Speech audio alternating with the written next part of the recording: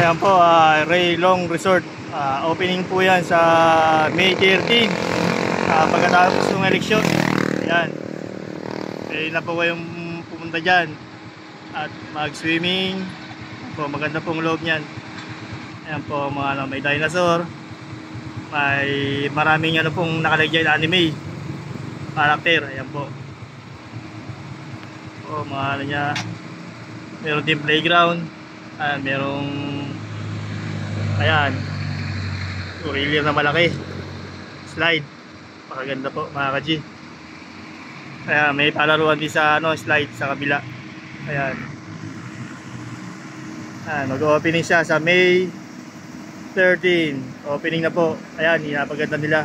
Kulang isang taon ko yata to bago natapos, o isang taon din. Ayan, mag-open na sa May 13. Kita-kits mga ka-G dyan sa Ray Long. Meron din po silang FB page. Ayan, saka TikTok meron din po. Makikita nyo kung saan sila nakalagay. Dito lang po yan sa Ema Town. Pagpasok mo sa Santo Niño, kakaliwa lang kayo. Ayan, ayan, dito na makikita nyo Ray Long Resort sa Santo Niño, May Kawayan, Bulacan.